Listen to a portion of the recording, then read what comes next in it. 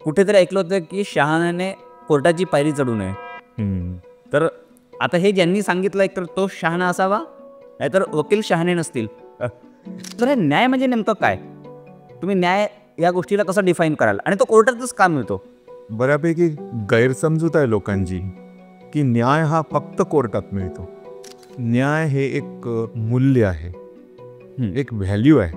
ते जर मूल्य आहे न्याय, तर ते मूल्याचा उगम कुठं आहे? तो उगम आपल्या बुद्धीत आहे, आपल्या सत्सद विवेकात आहे. न्यायदेवता डोळ्यावर पट्टी का बांधून असते, मग आंधळी का असते? न्यायदेवतेने आपली पट्टी डोळ्यावर ठेवली म्हणजे ती अनबायस आहे. अनबायस्ड आहे. ती हे बघत नाही की माझ्या समोरचा जो आहे तो श्रीमंत आहे, उच्च आहे, नीच आहे, पण मी न्याय आपल्या न्यायबुद्धीने करणार, कायद्याने करणार, असा त्याचा अर्थ झाला. तर न्याय हा युनिव्हर्सल असतो का? म्हणजे मग कारण की खूपदा असं दिसतं की भारतात जे न्याय आहे ती गोष्ट बाहेर कुठेतरी अन्याय आहे. तुमच्या न्यायव्यवस्थेवर विश्वास ठेवा. सगळंच काही तसं नाही आहे जे तुम्ही निगेटिव्हली ऐकता पाहता. खूप चांगल्या गोष्टी आहेत इथे. नमस्कार मित्रांनो, मी अमर आणि तुमचं अमर अने पॉडकास्ट शोमध्ये स्वागत आहे. मित्रांनो, आजपासून मी माझ्या या नवीन पॉडकास्टला सुरुवात करतोय. मित्रांनो, पॉडकास्ट म्हणजे सोप्या भाषेत काय तर आपण ज्या गप्पा कट्ट्यावर करतो, आपल्या मित्रांसोबत करतो, कधी कधी आपण आपल्या शिक्षकांसोबत ऑफ पिरियडमध्ये आपण त्या गप्पा करत असतो. तर या सगळ्या गप्पांना जर एका प्रॉपर रूपात फॉर्म्युलेट केलं तर तो होतो पॉडकास्ट. आणि पॉडकास्टमधनं जे मला वाटतं की एक चांगला मेसेज या समाजात जातो, एक चांगला संदेश आपण आपल्या व्ह्युअर्सना देऊ शकतो. आणि हे सगळं सहजतेने आपल्याकडनं यावं आणि वेगवेगळ्या मान्यवरांसोबत गप्पा व्हाव्यात, या सगळ्या हेतूने मी या पॉडकास्टला सुरुवात केलेली आहे. मित्रांनो, मला नेहमी असं वाटायचं की न्याय ही संकल्पना काय आहे एकदा तरी समजून घ्यायला पाहिजे. आम्ही सिनेमांमधनं कोर्ट्स पाहतो, कोर्टरूम पाहतो, जजेस, वकील या सगळ्या व्यवस्था पाहतो. कुणीतरी म्हणतं की शहाण्याने कोर्टाची पायरी चढू नये, अर्थात आतापर्यंत तरी चढायची संधी मिळालेली नाही आहे सुदैवाने. पण ही सगळी व्यवस्था माहिती असायला पाहिजे असं मला वाटतं. आणि ही व्यवस्था प्रत्येक भारतीयाला माहिती असायला पाहिजे. काय माहिती असायला पाहिजे? तर न्याय व्यवस्था. पण मुळात न्याय ही संकल्पना काय आहे? न्याय ही संकल्पना नैसर्गिक आहे की मानवनिर्मित आहे? न्याय या संकल्पनेला समजून घेण्याचा प्रयत्न, न्याय ही संकल्पना डिकोड करण्याचा प्रयत्न मी आजच्या या पॉडकास्टमधनं केला आहे. आणि या पॉडकास्टमध्ये आपल्यासोबत डिस्कशनसाठी, चर्चेसाठी आले आहेत ॲडव्होकेट नहुष खुबाळकर सर. गेल्या 33 वर्षांपासून ॲडव्होकेट नहुष खुबाळकर सर वकिली व्यवसायात आहेत आणि ते सिनियर हायकोर्ट लॉयर आहेत. आज आपण त्यांच्यासोबत चर्चा करणार आहोत.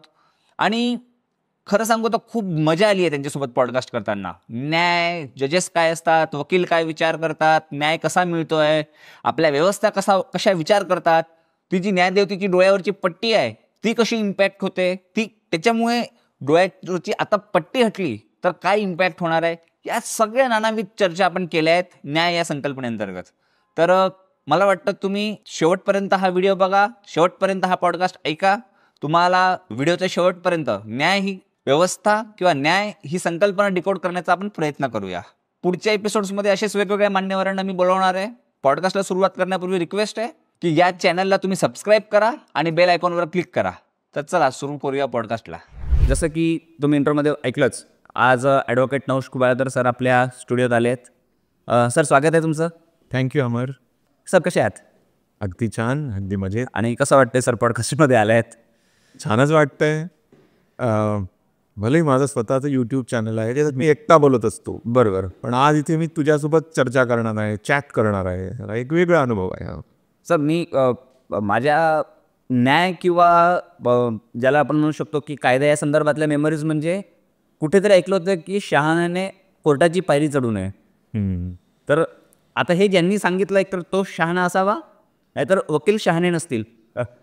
काय असतंय बेसिकली. तर त्यामुळे पण आम्हाला जाणून घ्यायचं, समजून घ्यायचं आहे की ही नेमकी कोर्ट काय असतं, न्याय काय असतो, आणि जजेस किंवा हे बाहेरून खूप फॅसिनेटिंग वाटतं. तुम्ही त्या सगळ्या व्यवस्थांमध्ये आहात, तुम्ही रोज न्याय संदर्भात त्या सगळ्या बाबी बघतात. तर सर, आपण प्रश्नांना सुरुवात करूया. मला पहिला प्रश्न माझा हाच आहे सर की न्याय कोर्टात जो मिळतो तो न्याय असतो. बेसिकली अशी एक मी टर्म ऐकली होती. तर हे न्याय म्हणजे नेमकं काय? तुम्ही न्याय या गोष्टीला कसं डिफाईन कराल आणि तो कोर्टातच का मिळतो? ओके. मग मला असं वाटतं ही एक बऱ्यापैकी गैरसमजूत आहे लोकांची की न्याय हा फक्त कोर्टात मिळतो. मग कसं आहे, माझ्या मते न्याय हे एक मूल्य आहे, एक व्हॅल्यू आहे. एखादा समुदाय जेव्हा असं ठरवतं ना की आपण ह्या मूल्यांनी जगायचं, ABCD, त्यामध्ये हे एक मूल्य असतं की आपण न्यायाने पण जगायचं. आता उदाहरणार्थ आपल्या संविधानामध्ये हे मूल्य इनकॉर्पोरेट केलं गेलेलं आहे. बरोबर, राईट. प्रिएम्बल वाचशील तर त्याच्यातच दिसतं. हो, जस्टिस एक justice, social, economic and political. आता हे जेव्हा प्रिएम्बलमध्ये आहे तर ते कॉन्स्टिट्यूशनच्या पूर्ण बॉडीमध्ये स्प्रेड आउट झालेलं आहे. आता जेव्हा आपण संविधानाच्या तरतुदी वाचतो तेव्हा आपल्याला दिसेल की तिथे ठिकठिकाणी न्याय विखुरलेला आहे. कसा?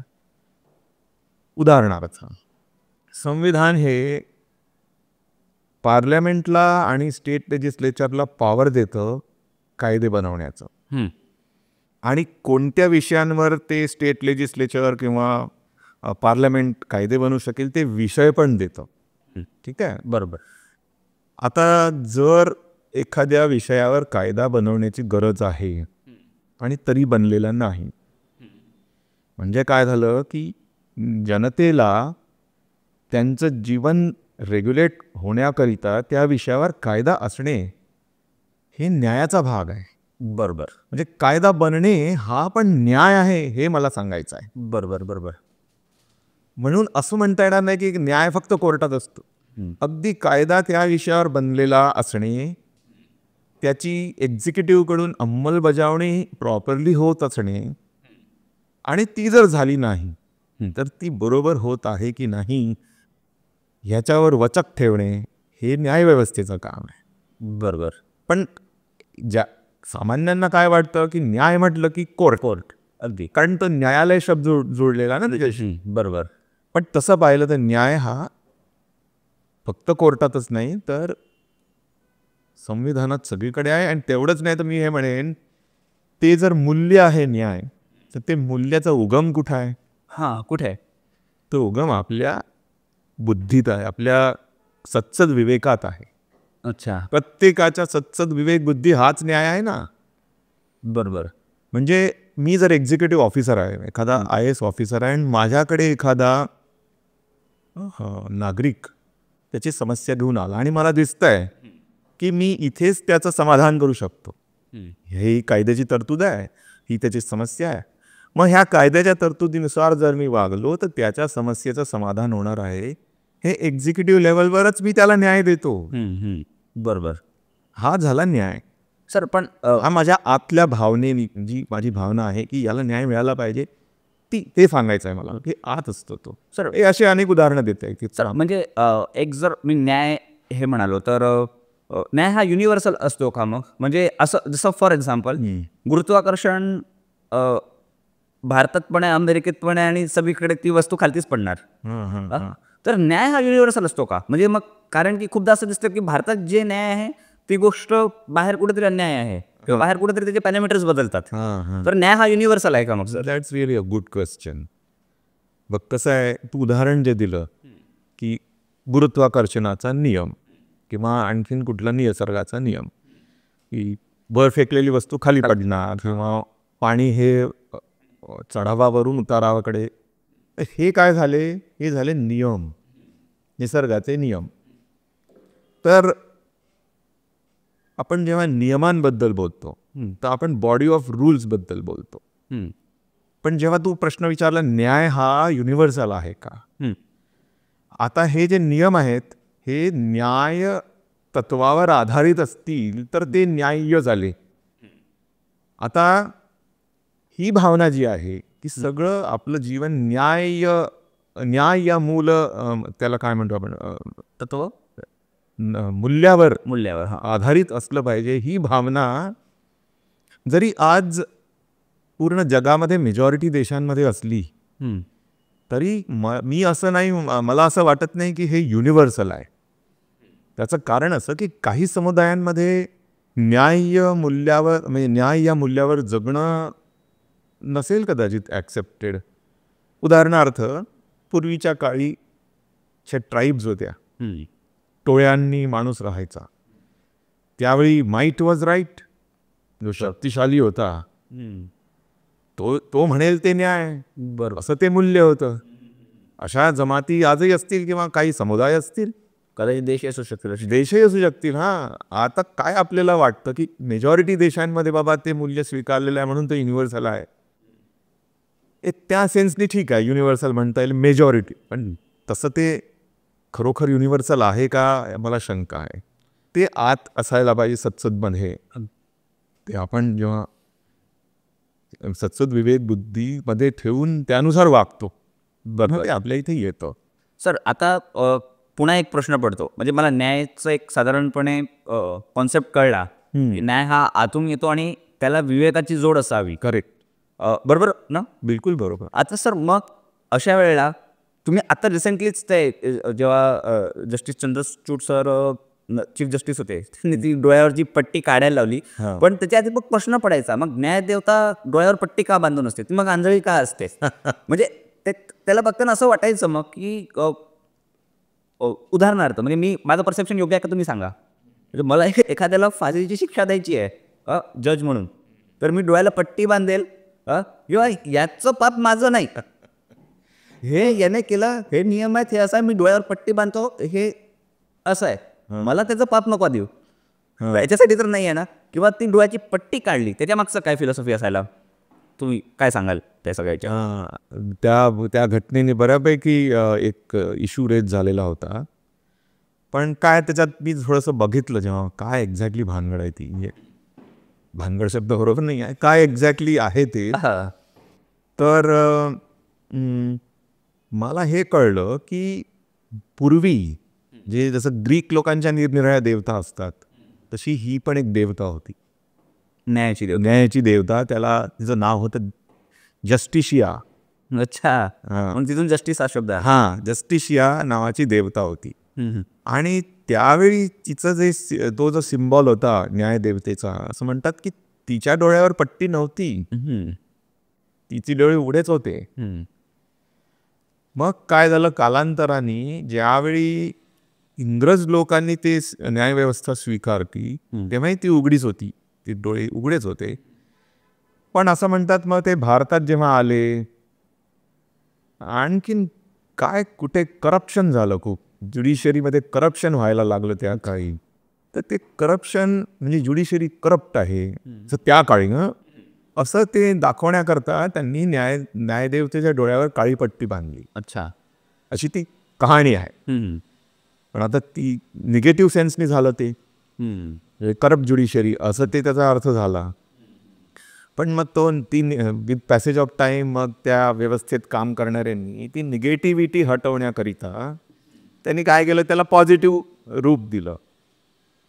ते असं घेतलं की नाही, ही जी पट्टी आहे ना, ही म्हणजे न्यायाची पट्टी आहे, म्हणजे त्याला काय म्हणतो आपण, न्यूट्रॅलिटीची पट्टी आहे. अच्छा, ही अनबायस्डनेसची पट्टी आहे. न्यायदेवतेने आपली पट्टी डोळ्यावर ठेवली म्हणजे ती अनबायस्ड आहे. ती हे बघत नाही की माझ्या समोरचा जो आहे तो श्रीमंत आहे, उच्च आहे, नीच आहे, पण मी न्याय आपल्या न्यायबुद्धीने करणार, कायद्याने करणार, असा त्याचा अर्थ झाला.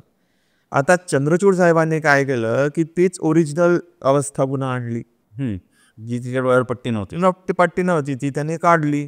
त्याच्यात काही वावगा आहे असं मला वाटत नाही. पुन्हा त्यांनी त्याला भारतीय स्वरूप दिलं. न्यायदेवतेला वेस्टर्न ड्रेसच्या ऐवजी असा गाडी घातली, बरोबर, तिच्या हातातली तलवार काढून तिथे त्याच्यात संविधान दिलं. ते बरोबर चांगलं झालं असं मला वाटतं, त्याच्यात एक रॉंग नाही आहे. तर आता मग करप्शन म्हणजे जर आपण तो मूळ सिम्बॉल बघितला तर असं म्हणू शकतो की करप्शन हटण्याच्या प्रोसेसमध्ये आलेलं आहे, किंवा मला माहिती आहे याच्यावर कमेंट नाही करायला पाहिजे, पण मी लेमॅन म्हणून करू शकतो की चला ही एक सुरुवात आहे करप्शनला हटवण्याची. कशातनं मी हे नाही सांगणार, पण हटवण्याची.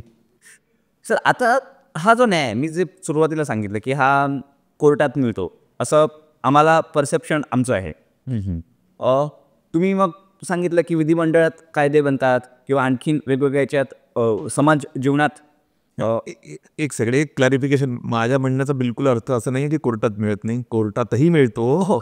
पण कोर्टातच मिळतो असं नाही. हां, एक्झॅक्टली. हां. तर सर मला आता फक्त मग कोर्ट हा विषय येतो आमच्या समोर. आणि कोर्ट म्हणजे तारीख पे तारीख एक पहिलं येतं. म्हणजे मी लेमॅन म्हणून आम्ही खरंच कोर्टाची पायरी चढलेलो नाही आहे. त्यामुळे जे आमच्या समोर कोर्ट आहे, कारण की कोर्ट समजून घ्यायचं आहे की कोर्ट नेमकं काय करतं. आणि कोर्ट चौथा स्तंभ किंवा एक म्हणजे त्या 4 स्तंभांपैकी एक स्तंभ का आहे लोकशाहीचा, हे जाणून घ्यायचं आहे. तर त्यासाठी कोर्ट ॲज अ लेमॅन आमच्यासमोर आहे तारीख पे तारीख. दुसरं एक अशा पद्धतीने एक काहीतरी बेसिकली ते भगतसिंग सिनेमामध्ये किंवा एक काहीतरी विग घातलेले एक जज, ज्याच्या हातात एक ती छडी असते, ऑर्डर म्हणतो तो, ते हातोडा असतो, ऑर्डर. आणि काही आर्ग्युमेंट्स आम्ही बघतो जे पिक्चर सिनेमांमधूनच आलेले आहेत आमच्यासमोर, की ये अदालत की तोहीन है जज साहब, अशा प्रकारचं. कोर्ट काय आहे सर, आणि ते काय करतं नेमकं? जे काय आम्हाला दिसलंय तसंच करतं कोर्ट, किंवा कोर्टचं फंक्शनिंग काय असतं? तुझ्या प्रश्नामध्ये अनेक प्रश्न आहेत. हां. ठीक आहे. आता पहिला प्रश्न तारीख पे तारीख वगैरे. सर कोर्ट काय हे सांगून आपण तिकडे जाऊ. हां, ओके, कोर्ट काय आहे? बघ, आता जसं मी थोड्या वेळापूर्वी सांगितलं की न्याय हा ॲक्च्युली कोर्टाच्या पूर्वी सुरुवात होते न्यायाची. योग्य कायदे असणे, त्या कायद्यांची योग्य अंमलबजावणी होणे. पण जिथे हे घडत नाही, फॉर एक्झाम्पल एस्पेशली एक्झिक्युटिव्ह लेवलवर कायदे अस्तित्वात आहे, एखादी सिच्युएशन आहे ज्याच्यामध्ये तो कायदा अप्लाय होऊन एक पर्टिक्युलर रिझल्ट झाला पाहिजे, तसं जेव्हा होत नाही तेव्हा आम्ही म्हणतो अग्रीव्ड पार्टी. सर थोडं एक्झाम्पलसोबत जर सांगितलं तर बरं होईल. हे जर याला एक्झाम्पलसोबत सांगता येईल का? ओके, हां, सांगतो ना, एक्झाम्पलसोबतच सांगतो, पण मी एक तेवढं माझं कम्प्लीट. तेव्हा अग्रीव्ड पार्टी कोर्टात जाते, तर कोर्ट मग ती सगळी सिच्युएशन बघून जजमेंट देतं. त्याला आपण म्हणू करेक्टिव्ह जस्टिस. अच्छा. हां, म्हणजे जे पहिले अन्याय झालेला आहे एखाद्या व्यक्तीवर, म्हणजे जे कायद्याने नाही झालेलं आहे, कोर्ट ते कायद्याने करतं, म्हणजे करेक्ट करतं. That is basically the role of the court. म्हणजे करेक्टिव्ह जस्टिस हा one of the important role आहे कोर्टाचा. Exactly, corrective justice. काही सिच्युएशन्समध्ये तो आणखीन एक्सपांड होतो, पण त्याच्यानंतर बोलू आपण. उदाहरण विचारलं तू, फॉर एक्झाम्पल एखादा माणूस गव्हर्नमेंट एम्प्लॉई आहे आणि त्याला एक पर्टिक्युलर नियमानुसार, त्याच्या सिनियरिटीनुसार, त्याच्या मेरिटनुसार प्रमोशन मिळायला पाहिजे. ती सिनियरिटी, प्रमोशन, त्याचे सगळे रूल्स आहेत आणि त्याची फॅक्ट सिच्युएशन त्याच्यात चपखलपणे फिट बसते. पण त्याच्या एम्प्लॉयरनी त्याला प्रमोट न करता त्याच्या ज्युनियरला प्रमोट केलं. बरोबर, विच इज रॉंग. मग तो माणूस न्यायालयात जातो, मग न्यायालय नियम बघते, फॅक्ट सिच्युएशन बघते आणि हे ठरवते की अरे नाही, हे रॉंग झालेलं आहे, हे आम्ही करेक्ट करतो. मग ते न्यायालय निर्देश देतं त्याच्या मालकाला की याला प्रमोशन द्या. So that is the example, simple example of corrective justice. असे खूप देता येते. बरोबर, तू एक विचारलं, मला सुचलं, ते मी तुला सांगितलं. सर पण आता एवढं चांगलं काम करतं कोर्ट, हे ते आम्हाला करेक्टिव्ह जस्टिस देत आहे. कुठल्याही समाजातला घटक दुसऱ्या घटकावर अन्याय करतो तर तिथे तो करेक्शन आणतोय, बरोबर ना? आणि तो मग या कायदा सुव्यवस्थेच्या माध्यमातून त्या गोष्टी इम्प्लिमेंट पण करायला सांगतो. यात असं झालं पाहिजे. करेक्ट. मग आम्हाला भीती का वाटते सर कोर्टाची, जर एवढं सगळं आमच्यासाठी करत आहे तर?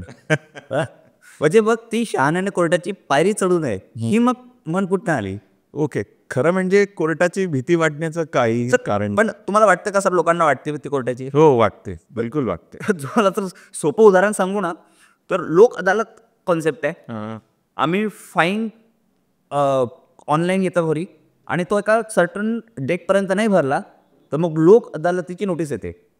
शेवटी अदालतीची नोटीस आहे ती, भले लोक अदालत असो, जज असणार आहे, ती डिस्ट्रिक्ट कोर्टात होणार आहे. तिथे आम्ही घाबरतो, अरे हे ते कोर्टाची नोटीस आली, पहिले भरून टाक. तर पण ही भीती काय आहे? त्याची भीती, ती कोर्टाची भीती खरं म्हणजे वाटण्याचं कारण नाही, पण वाटण्याचं कारण हे आहे, म्हणजे लोकांना तरी सुद्धा वाटते याचं कारण हे आहे, मला असं वाटतं की ती अज्ञाताची भीती आहे. अज्ञात म्हणजे ज्याला नोटीस मिळाली त्याला कायद्याचं, त्याच्या प्रोसिजरचं, ते होणाऱ्या कॉन्सिक्वेन्सेसचं ज्ञान नसतं. त्याला नोटीस मिळाल्यावर त्याच्या डोळ्यासमोर काय पिक्चर येतं की आता माझे प्रॉब्लेम सुरू, मला माहिती नाही नेमकं काय होणार, मी याच्यातून सुटेन का नाही सुटेल. म्हणजे जे काय असेल, फाईन भरा किंवा कोर्टात हजर व्हा किंवा उत्तर द्या. साध्या नोटिसेस जरी आल्या तरी त्यांना भीती यासाठी वाटते की इग्नोरन्स, अज्ञान, माहिती नाही त्यांना. त्या कोर्ट, त्याच्या प्रक्रिया, न्याय याबद्दल तो अनअवेअर आहे, अज्ञानात आहे, त्याच्यामुळे त्याला भीती वाटते असं मला वाटतं.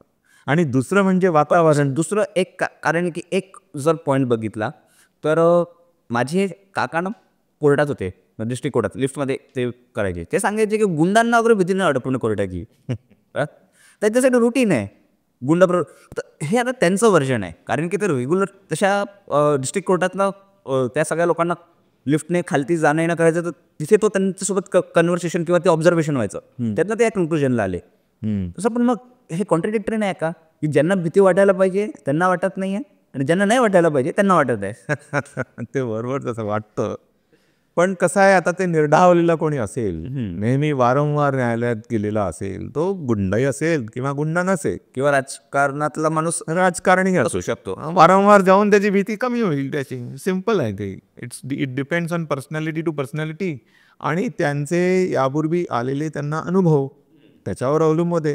कुठल्याही नवीन गोष्टीची आपल्याला पहिले भीती वाटते, वारंवार त्याच्याशी संपर्कात येऊन अनुभव घेऊन भीती कमी होते. पॉडकास्टची पॉडकास्ट नवीन आहे, भीती नाही ना पॉडकास्टची. तुला वाटतंय का? मी नाही सर आपकी अदालत नसल्यामुळे मला वाटत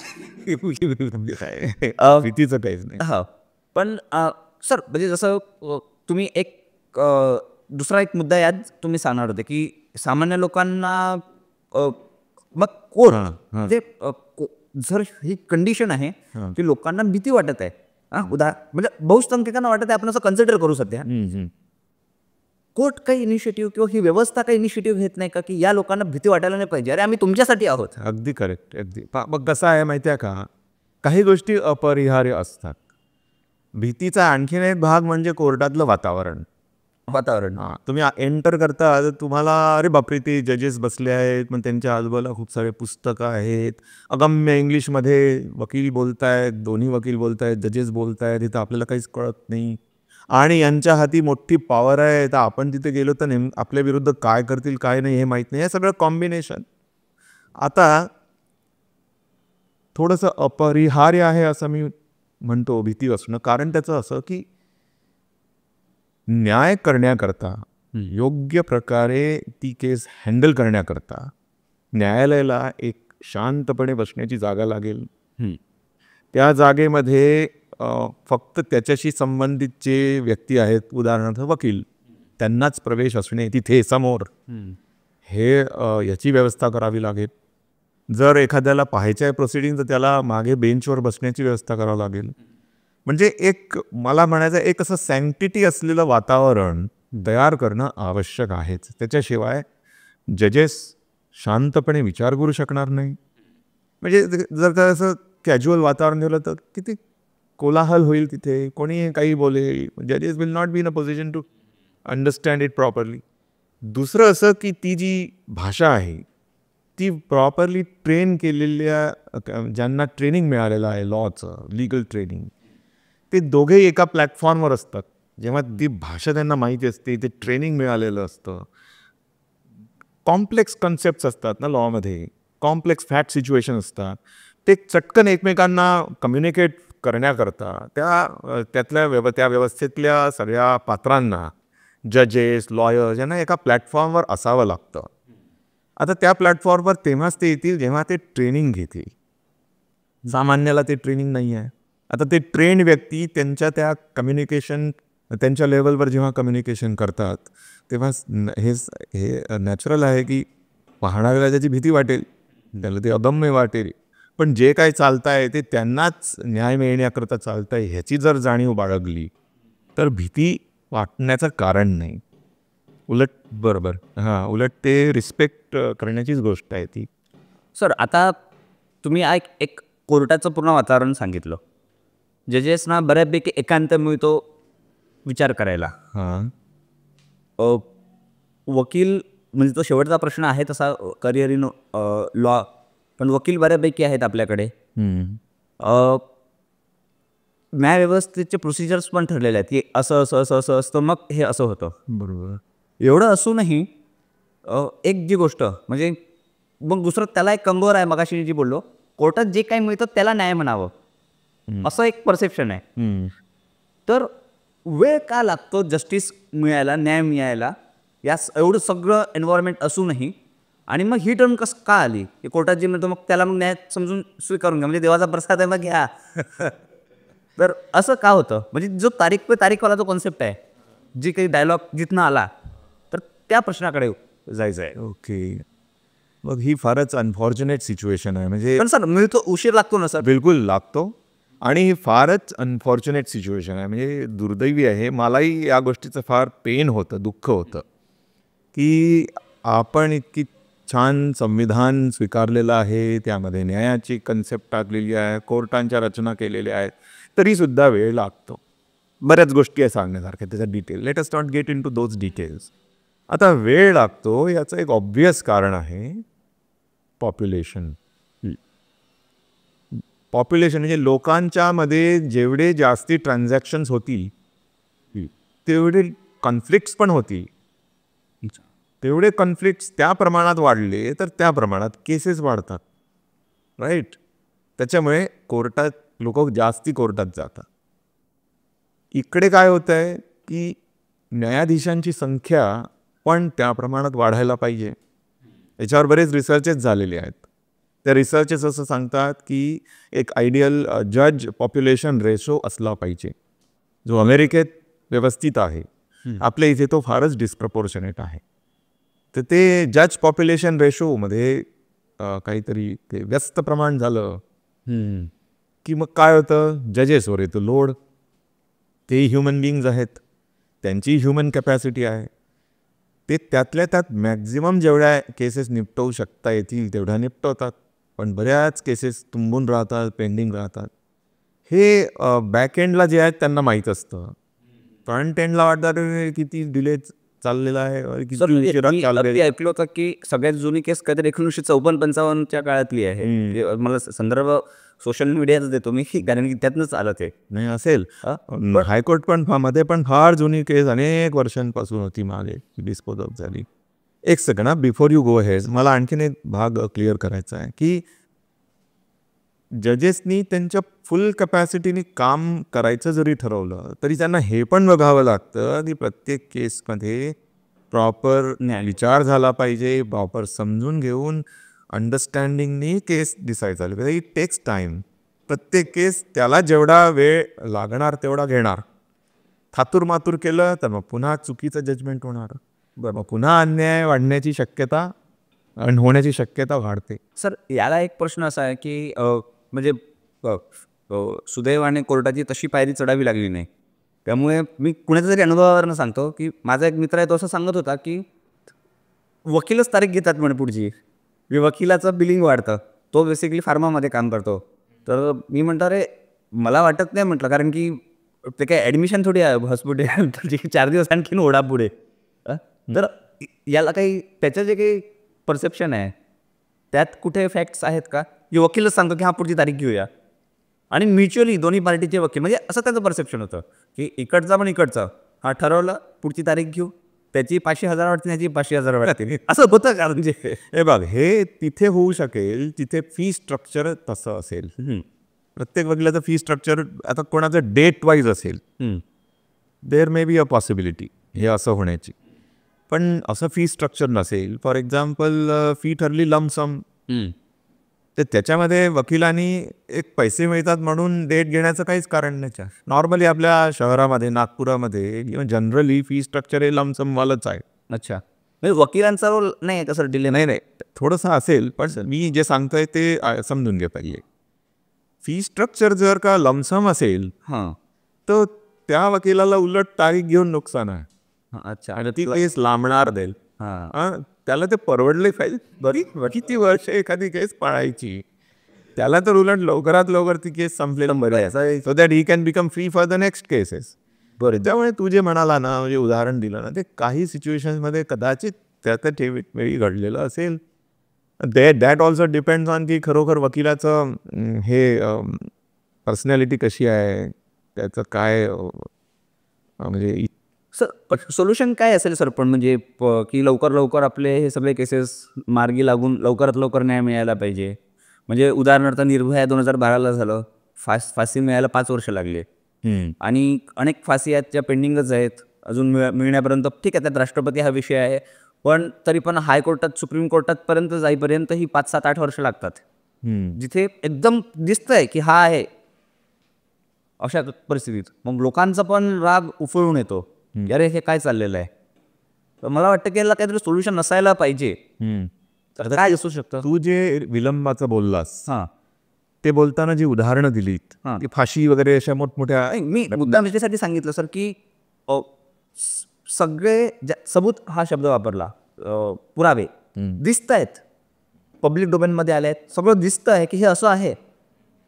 असं असतानाही जर वेळ लागतोय, बाकीची तर तुम्ही सांगितलंय की ज्या वेगवेगळ्या याच्यामध्ये तर अनेक 20, 25, 30 वर्ष सिव्हिल मॅटर्समध्ये लागत आहेत, पण याच्यातही वेळ लागतोय.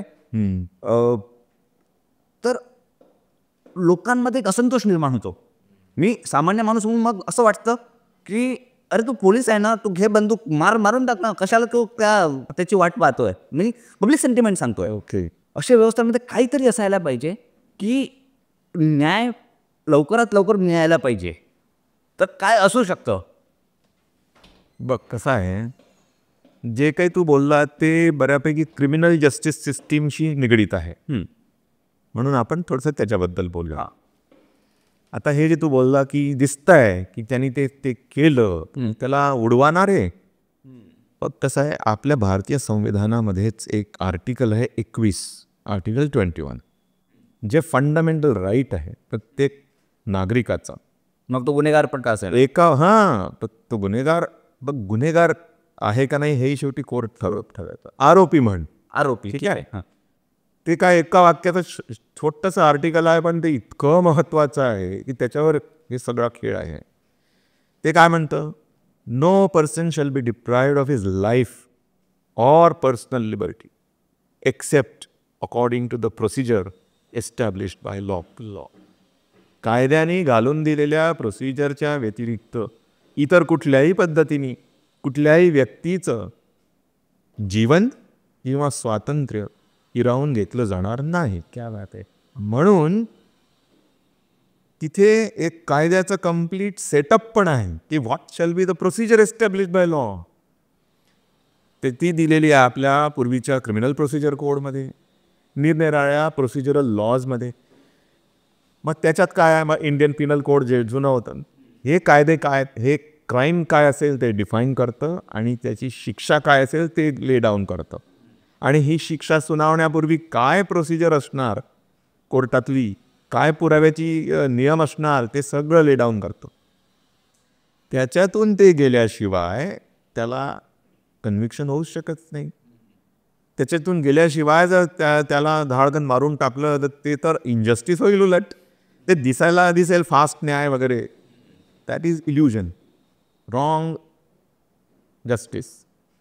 म्हणजे तसं पाहिलं तर हा विलंब जो होतो तो व्हायला नको, पण त्या प्रोसिजरमधून जाणं हे अपरिहार्य आहे. तेव्हाच त्याला म्हणता येईल की न्यायाने त्याला शिक्षा झाली किंवा न्याय पद्धतीने त्याला ॲक्विट झाला, सुटला, जे काय व्हायचं असेल ते.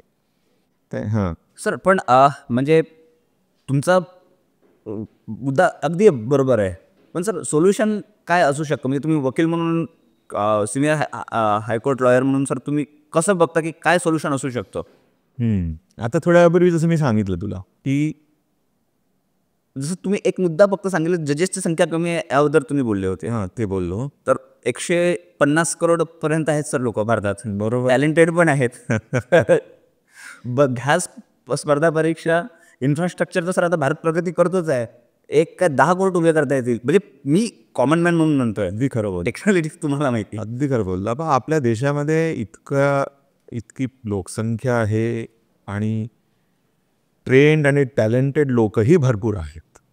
कुठेतरी मला असं वाटतं, this is my personal opinion, की there is lack of will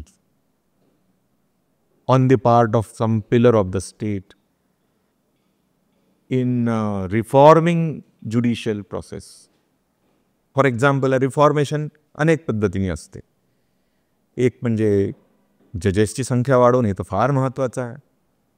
proper appointments करून, न्यायालयं वाढवून, जजेसची संख्या म्हणजे न्यायालयं त्या प्रमाणात वाढवू. दुसरं म्हणजे टेक्नॉलॉजीचा जर आपण भरपूर उपयोग केला न्याय प्रक्रियेमध्ये, तरी बऱ्यापैकी ही संख्या कमी, म्हणजे प्रकरणांची फास्ट निपटारा होऊ शकतो. प्रकरणांची संख्या कमी होऊ शकते. हो, मला म्हणायचं उद्देश आहे, फास्ट निपटारा होणे म्हणजे संख्या कमी होणे. बघा, जे काही फायलिंग होत आहे त्याच्यावर तुम्ही तर कंट्रोल ठेवू नाही शकत. ज्याला कोणाला असं वाटतंय, ज्याचं कोणाचं हे परसेप्शन आहे की माझ्यावर अन्याय झाला, तो केस दाखल करणार. त्याच्यावर असा काहीच कायदा होऊ शकत नाही, you shall not file a case. इथे हा उपाय नाही राहू शकतो. तो उपाय अर्थातच नाही. पण तो हे जे आर्टिकल 21 उल्लंघन आहे ते. एक्झॅक्टली. पण जर का केसेस फाईल होत आहेत तर त्या प्रमाणात त्या तेवढ्या स्पीडीली निपटवता आला पाहिजे. हे राज्याचं कर्तव्य आहे. तो पण न्यायाचा भाग आहे. आणि ते तिथे कुठेतरी कुठल्या तरी स्तरावर लॅक ऑफ विल पॉवर आहे. म्हणजे काय आहे, मी तुला सांगतो एक गंमत. माझं एक चॅनल आहे, यूट्यूब चॅनल, लीगल इन्स्पिरेशन नावाचं. अर्थातच त्याच्यात मी माहितीपूर्ण व्हिडिओ टाकतो. तर त्याच्यामध्ये ना जे कमेंट्स येतात, त्याच्यात एक टाईपचा कमेंट अनेक लोक नेहमी विचारतात आणि मला ते फार पेनफुल वाटतं. तो कमेंट नेहमी निगडीत असतो कि केस को कितना टाइम लगेगा सर, मेरी केस ऐसी है, ये कर दिया है तो कब तक खत्म हो जाएगी सर. मी काय उत्तर देऊ त्याचं? त्याला हेच सांगू की तू बस वेट करते रहे. तर कुठेतरी काय म्हणजे असा प्रश्न विचारतात लोक. Not wrong, they are right. मला हे वाटतं की एक वेळ अशी येईल किंवा यायला पाहिजे, कोणीतरी इनिशिएटिव्ह घेऊन ही मूव्हमेंट चालू करणं आवश्यक आहे की या देशातल्या नागरिकांना स्पीडी न्याय मिळालाच पाहिजे अशी व्यवस्था करा. माझं व्यक्तिगत असं स्वप्न आहे की केस दाखल झाल्यापासून राज्याने ठरवून द्यावं. राज्याचं कर्तव्य आहे ना न्याय देणं. बरोबर. राज्याने हे ठरवावं की आम्ही तुम्हाला केस दाखल झाल्यापासून ते कुठलंही उदाहरण घ्या, 1 वर्ष, 1.5 वर्ष, 2, what ever time limit they decide, याच्या आत केसचा निर्णय देण्याची व्यवस्था करू. जर दिला नाही तर आम्ही त्याची नुकसान भरपाई म्हणून एवढं प्रपोर्शनमध्ये कॉम्पेन्सेशन देऊ. अशासारखं काहीतरी. मग सर कॉम्पन्सेशनचं मोठं बजेट करावं लागेल ना. बजेट ऑफकोर्स करावं लागेल. ते राज्यात कॉम्पन्सेशन देत बसतील, चला 2 वर्ष झाले हे कॉम्पन्सेशन द्यावा. आय एम अवेअर ना, त्याचा मिसयूजही होऊ शकेल. काही लोक आपल्या केसेस मुद्दाम पेंडिंग ठेवतील, मग ते कॉम्पेन्सेशन क्लेम करतील, ह्याही भानगडी उद्भवू शकतात. पण मला हे म्हणायचं आहे की पूर्ण सारासार विचार करून त्याचा मिसयूज होणार नाही अशासारखी काहीतरी यंत्रणा निर्माण करून राज्याने एक जबाबदारी घेतली पाहिजे. अगदी सर, खरं आहे. आणि म्हणजे एकतर मला यातनं एक कळलं की याचं जर सोल्युशन कोणी काढत असेल तर न्यायव्यवस्थेपेक्षा जे स्टेट आहे, ज्यांना म्हणून आपण भारत संघराज्य म्हणून आपण जे सरकार आहे, केंद्र सरकार ज्याला आपण म्हणू शकतो, सरकार म्हणा, राज्य म्हणा, स्टेट म्हणा, तर स्टेट, तर यांच्याकडे याचं सोल्युशन आहे किंवा हे सोल्युशन देण्यासाठी ती योग्य सक्षम आहे, ते सक्षम आहे, ती योग्य ऑथॉरिटी आहे की हे सोल्युशन देऊ शकतात. येस सर, पुढे आता आपण जजेसबद्दल थोडं बोललो. कोर्टामध्ये आणखीन एक मिस्टेरियस व्यक्ती आम्हाला वाटतात जज. मी मिस्टेरियस याच्यासाठी म्हणतो, मी काही प्रोसिडिंग्स बघितले आहेत, चेहऱ्यावर स्माईल फारशी नसते. आता तुम्ही अलीकडे तर सोशल मीडियावर ना ते काही लाईव्ह ज्या प्रोसिडिंग्स आहेत त्याचे पण क्लिप्स आले आहेत. तुम्ही बघितलं असेल की हायकोर्टाचे जज कुठल्या तरी सिव्हिल मॅटरमध्ये काहीतरी दोन्ही पार्टीसोबत कम्युनिकेशन करतायत आणि जजेसबद्दल मला दुसरा एक आणखी अनुभव असा होता ते PIL संदर्भात. मी जेव्हा कोर्टात गेलो, PIL कव्हर करायला गेलो होतो ॲज अ जर्नलिस्ट, आणि 2 जजेसचं बेंच होते. ते झापत होते गव्हर्नमेंटच्या त्या रिप्रेझेंटेटिव्हला. कसं झापत होते? झापणे म्हणजे रागवणे. भाषेचा माहीत नाही, म्हणजे काही आपल्या विदर्भातला शब्द झापणे. हो बरोबर. जरा ओरडत होते लिटरली. आणि पहिल्यांदा एक तर आनंद झाला, म्हटलं याला तर असंच पाहिजे. दुसरं म्हणजे ते सगळं बघताना असं वाटलं की कोणीतरी आहे या गव्हर्नमेंटला रागवणारं, गव्हर्नमेंटवर वॉच ठेवणारं. त्यावेळेस तो एक आनंद झाला. पण मग त्यांची जेव्हा पर्सनॅलिटी बघत होतो जजेसची, तर मग काही प्रश्न आले मनात. ते 2-4 प्रश्न आहेत, ते आता मी तुम्हाला विचारायचे. सर कसे असतात सर जजेस? तुमच्या आमच्यासारख्या माणसं हसतात का जज? म्हणजे मी पूर्ण प्रोसेसमध्ये तर बघितलं नाही हसताना त्यांना. ऑफकोर्स नॅचरली जजेस सुद्धा तुमच्या आमच्यासारखेच माणसं असतात आणि ते हसतातही. पण ते जरुरी नाही की न्यायालयात काम करत असतानाच हसतील. ते तिथेही हसतात. ते पण ते चेहऱ्यावर स्माईल थोडी असायला पाहिजे. नाही नॅचरली काम करत एक गोष्ट समजून घ्या, जेव्हा ते त्यांचं न्यायदानाचं काम करतात तर त्यांच्या समोर असलेले इश्यूज, प्रश्न, त्याच्यामध्ये फोकस करताना सतत तर चेहऱ्यावर हास्य ठेवू नाही शकत कोणी. पण बरेचदा ना कोर्टामध्ये मोठे ह्युमरस प्रसंग होतात, जोक्स होतात. तर त्यावेळी न्यायाधीशही हसतात, वकीलही हसतात, कोर्टात उपस्थित लोकही हसतात. पण असे प्रसंग अनुभवण्याकरता तुम्हाला त्या व्यवस्थेचा पार्ट होऊन सतत तिथे यावं लागतं. तेव्हा तुम्हाला कधी कधी त्या गोष्टी अनुभवायला मिळतात. आणि तर कोर्टरूममध्ये ह्युमर होत असतं बऱ्यापैकी. वकील आणि जजेस यांचे संबंध कसे असतात? म्हणजे उदाहरणार्थ मी तिकडनं बघतोय, पुन्हा sir me as a layman माझा पर्स्पेक्टिव्ह सांगतोय. वर्गामध्ये शिक्षक एखादा गुन्हा 2 विद्यार्थ्यांनी केला, एका बाजूने ते काहीतरी न्याय देतात, आणि मग आम्ही रागाने बघतो मॅडमकडे की हे माझ्यासोबत बरोबर वागत नाही आहे. ओके. वकील असतात, त्यांना दिसतंय वकिलांना की हा निर्णय तिकडनं दिला गेला आहे, आणि खूप म्हणजे मल्टिपल टाइम्स होतही असेल, आणि तरीही मग संबंध कसे असतात. म्हणजे मी माझी कंडिशनसोबत ही कंडिशन केली, अर्थात ती जस्टिफाईड होईल की नाही मला माहिती नाही, पण मी मानव म्हणून, ह्युमन इन्स्टिंक्ट म्हणून मी त्या सगळ्या गोष्टींकडे बघतो. तर वकील आणि न्यायाधीश कसे असतात सर संबंध? खूपच इंटरेस्टिंग प्रश्न विचारलात. बघ, आपण ज्या व्यवस्थेची गोष्ट करतो आहे त्याला काय म्हणतात इंग्रजीमध्ये? ज्युडिशरी. कोर्ट. हां, ज्युडिशरी आहेच ऑफकोर्स, पण ज्युडिशरी वर्क्स थ्रू कोर्ट. बरोबर. आता कोर्ट हा शब्द जर विचारात घेतला तर तुला लक्षात येईल त्याचं रूट आहे कर्टसीमध्ये. पूर्वी ऑफकोर्स कोर्ट म्हणजे राजदरबार, पण या अर्थाने ते कोर्ट आलेलं आहे, खरं आहे. पण त्याचा हाही एक आणखी अर्थ आहे कोर्ट म्हणून. माझ्या मते मी नेहमी हे समजतो की court is a place, a sacred place where everybody, प्रत्येक एलिमेंट तिथला, जजेस, वकील, हे सगळे एकमेकांशी कर्टियसली वागतात, म्हणजे आदरपूर्वक वागतात. तर तुझा जो प्रश्न आहे ना, त्यांचे संबंध कसे असतात, त्यात कोर्टरूमच्या आतमध्ये किंवा कोर्टरूमच्या आत काम करणारे कॅरेक्टर्स जेव्हा बाहेरही भेटतात तेव्हा देखील त्यांना एकमेकांशी आदरपूर्वक आणि कर्टियसलीच वागणं अपेक्षित आहे, आणि ते वागतातही. कधी कधी कोर्टरूममध्ये होते झडपडी होते, पण ते एक लिमिट असते. म्हणजे जजेसही त्यांना थांबवतात किंवा ती तेवढ्यापुरती असते, मग बाहेर जाऊन परत फ्रेंडली होतात.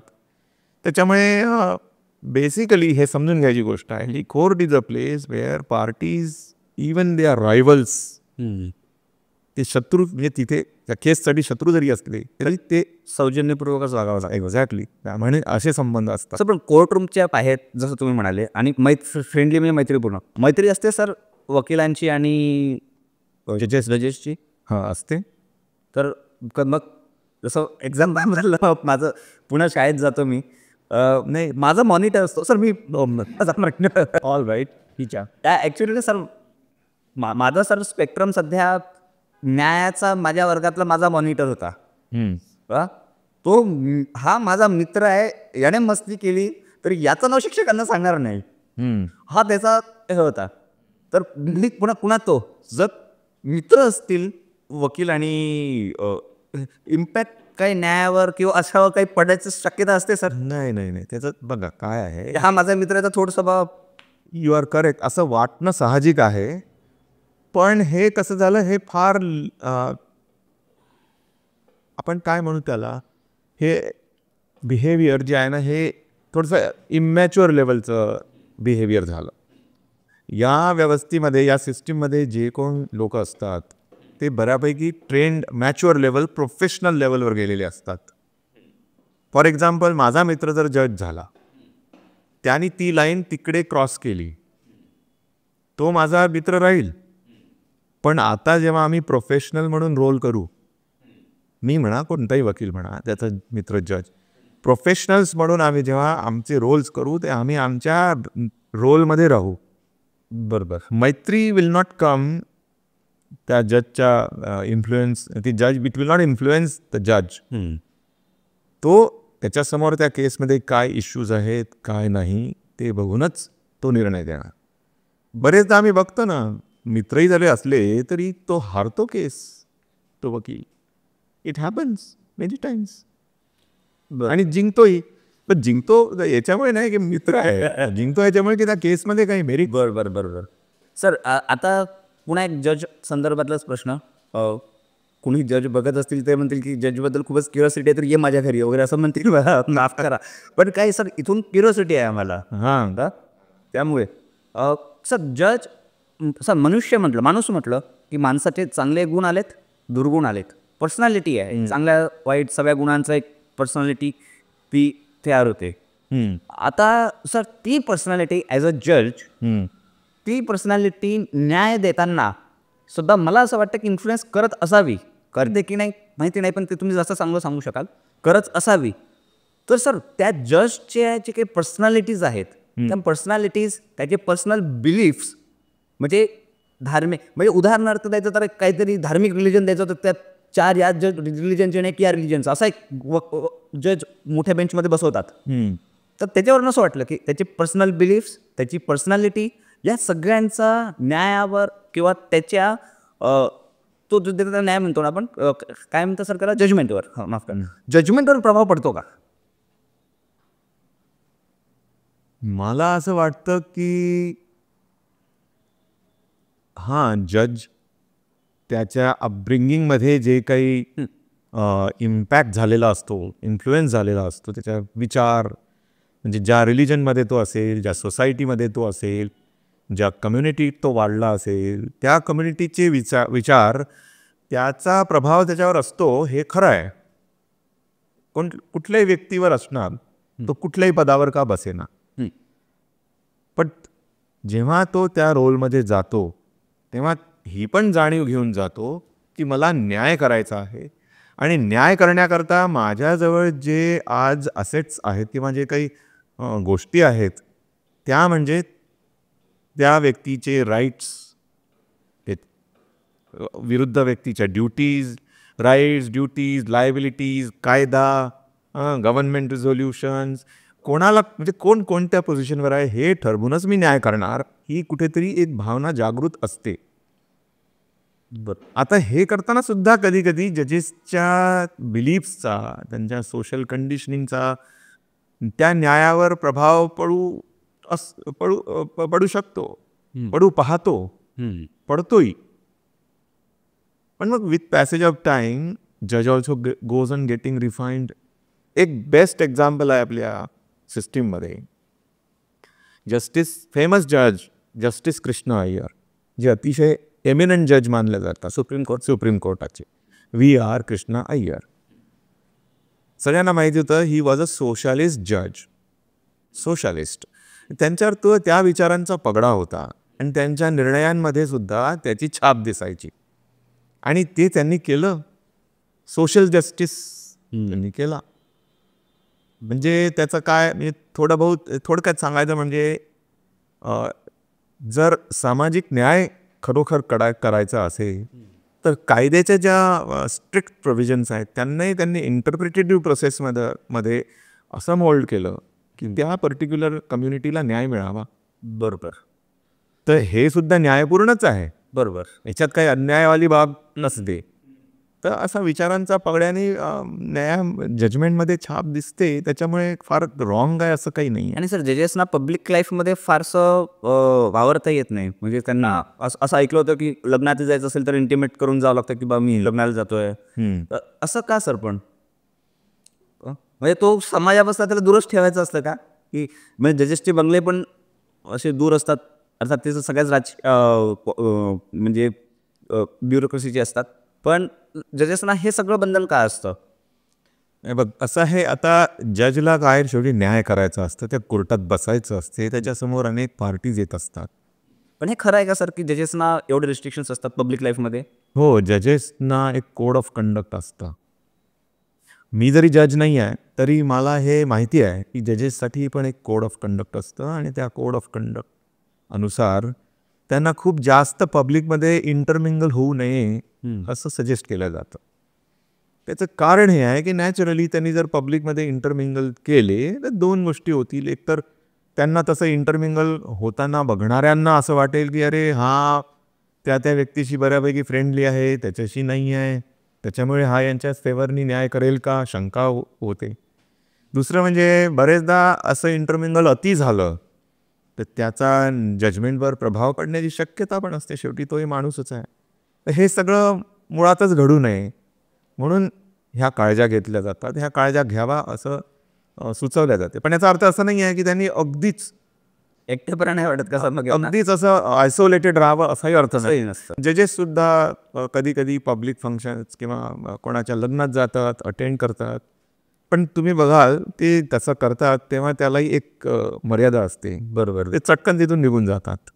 जास्ती वेळ असं इंटरमिंगल करत बसले, याच्याशी बोलत बसले, त्याच्याशी बोलत बसले असं अर्थ नाही.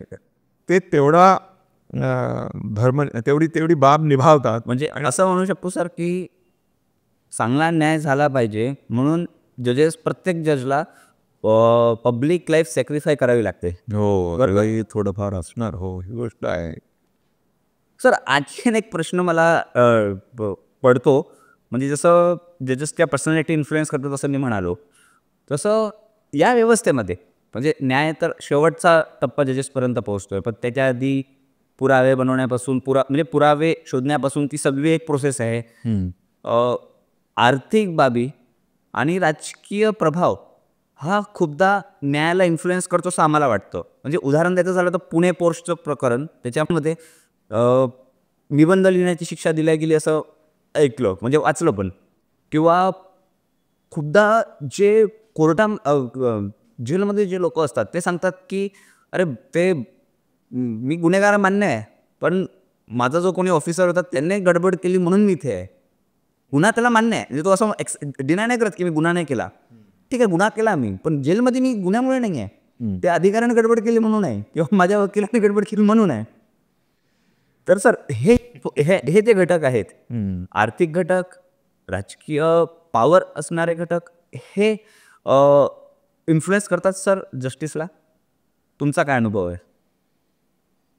तर कसं आहे, मी तर जज साईडनी कधीच ते अनुभवलेलं नाही आहे आणि जो काही माझा कार्यक्षेत्र आहे त्याच्यामध्ये मी हे कधी अनुभवलेलं नाही आहे. हे जे काही परसेप्शन तुमचं किंवा लोकांचं बनतं, मला असं वाटतं हे ज्या मोठमोठ्या सेन्सेशनल केसेस होतात, मोठमोठ्या घटना घडतात आणि त्याच्यातून उगवलेल्या ज्या केसेस उत्पन्न झालेल्या ज्या केसेस असतात त्यावरून बनतं का काय. अगदी. आणि हे मीडियाच्या माध्यमातून पोहोचतं आमच्या मीडियाच्या माध्यमात. आता त्यामध्ये खरोखर कितपत सत्यता आहे कितपत नाही मला शंकाच आहे. तसं काही खरोखर होत असेल असं मला वाटत नाही. सर आता आपण पॉडकास्टच्या शेवटच्या टप्प्याकडे आहे. ओके. पण सर मी तुमच्याबद्दल तुम्हाला खूप सारे प्रश्न विचारले, पण मला थोडं सर तुम्ही वकील का झालात हे पण थोडंसं समजून घ्यायचं आहे आणि त्याला जाऊन मग चांगला वकील ही टर्म आणि वकीलमध्ये करिअर काय असतं हे थोडे 2-3 गोष्टी जाणून घ्यायच्या आहेत. पण सर तुम्ही वकील का झालात सर? ओके. बघ कसं झालं की ज्यावेळी मी वकील झालो, म्हणजे मी याच्याकडे जातो, मी लॉ का केलं इथे जातो. वकील का झालो याच्यावर येतो मी थोड्या वेळाने. मी मुळात लॉ वगैरे शिकणार नव्हतो. सर तुमचे वडील माझे वडील वकील होते. तरी पण मला ना आवड सायन्सची होती. सायन्स क्षेत्रामध्येच काहीतरी करावं अशी माझी फार इच्छा होती. मला ते आवडायचं खूप. बरोबर. पण त्यावेळी ना अनफॉर्च्युनेटली म्हणा वॉटेवर मला तेवढे काही मार्क्स मिळाले नाही की मी सायन्स क्षेत्रात काही करू शकेन. फॉर्च्युनेटलीच म्हणू सर आपण. म्हणजे ते चांगले वकिलांचे समोर आहेत. हो, आता म्हणजे I am really grateful to God की त्यांनी जे काही माझी जर्नी करवली ती योग्यच करवली असं आता वाटतंय. तर त्यावेळी ते सायन्स क्षेत्रातलं काही करिअरची वाट काही मला मिळाली नाही. तर last option that was available with me 5 years course निघाला होता त्यावेळी. तो नवीन होता, म्हणजे ते नवीन मॉडेल होतं लॉ. त्याचसोबतच ग्रॅज्युएशन राहायचं, BA LLB. मी 12वी पास झालो होतो आणि मला लगेच मग वडिलांनी सुचवलं की बाबा तू 5 years कोर्समध्ये जा, 3 yearsच्या पेक्षा 5 years. तर मी 5 years कोर्समध्ये ॲडमिशन घेतली आणि त्यानंतर मात्र I found it really interesting the whole course. तसं पाहिलं ते सब्जेक्ट माझ्यासाठी सगळे नवीन होते. पॉलिटिकल सायन्स, सोशिओलॉजी नवीन होतं, म्हणजे नवीनच होते. पॉलिटिकल सायन्स मी कधीच शिकलो नव्हतो. सोशिओलॉजी किंवा इकॉनॉमिक्स पण मी सायन्सचा स्टुडंट होतो. पण जसं त्याच्यात मी गेलो तर मला ते इंटरेस्टिंग वाटू लागले. That's how I completed law पण इंटरेस्टिंग वाटलं. आणि सर तुम्ही प्रॅक्टिस कुठनं सुरू केली? ते सांगतो. मग काय झालं की माझं वाचनही होतं याच्याशिवाय. आता ते मी बऱ्यापैकी पुस्तकं वाचायचो, crime related stories, courtroom dramas वाचायचो. तर त्यावेळी मला कळलं की ते कोर्टरूम ड्रामाज बडे मस्त होते ते. म्हणजे ते वाचताना आर्ग्युमेंट इकडलं वाचलं की असं वाटायचं अरे हे करेक्ट आहे, दुसऱ्या पक्षाचं वाचलं की हेही करेक्ट आहे. म्हणजे लक्षात आलं की there is something intellectual thing involved in this thing. That attracted me to law profession. बरोबर. म्हणजे मला तेव्हा वाटलं की नाही, हे वकील होणं हे आपल्यासाठी हे आहे, छान आहे. म्हणजे मजेदार. माझा वडिलांबद्दल वकील असल्यामुळेचा रिस्पेक्ट अजून वाढला. क्या बात. आपले वडीलही वकील आहेत, तर म्हणजे ते काय आहेत ते बरोबर रिअली कळलं त्यावेळी. मग काय, मी स्टुडंट एजमध्ये कोर्टात जायला लागलो. त्यावेळी माझ्या वडील प्रॉसिक्युटर होते. क्रिमिनल ट्रायल्स बघितल्या अनेक. मला ते एक इंटरेस्टिंग वाटलं, क्रॉस एक्झामिनेशन. म्हणजे ऑलमोस्ट मी निर्णय केला की बाबा मी सेशन्स ट्रायल लॉयर बने, क्रिमिनल साईडचं. बरोबर. आणि सर सुरुवात तिथूनच केली? मग नाही, माझी सुरुवात मी तिथे करणार होतो, but then my father guided me again. माझी सुरुवात मग गुन्हेगारांसोबत नको राहू. त्याच्या वडील सांगतात ना की वाईट लोकांसोबत नाही राहायचं. ते काय त्या प्रॅक्टिसचे डायनॅमिक्स वेगळे आहे. ते दिसतं छान आहे, ते इंटेलेक्च्युअल चॅलेंज आहे त्याच्यामध्ये, डाऊटच नाही. Cross examination, examination in chief and all that. पण ती प्रॅक्टिसचे डायनॅमिक्स वेगळे आहे. ते काही तुला जमतील नाही जमतील. He advised me to go to a different area. आणि मग सर तुम्ही आता कुठले वकील आहात? म्हणजे म्हणजे काय तुम्ही प्रॅक्टिस करता सर? तुमच्याकडे कशासाठी यायला पाहिजे आम्ही? आम्ही नाही, दर्शकांनी गरज असेल त्याने. ओके. बघा, मी ना बेसिकली रिट साईडला प्रॅक्टिस करतो, हायकोर्टमध्ये. अच्छा. तर रिट साईड काय आहे बघा, सिम्पली जर सांगायचं झालं तर जिथे एक नागरिक आणि राज्य यामध्ये वाद आहे.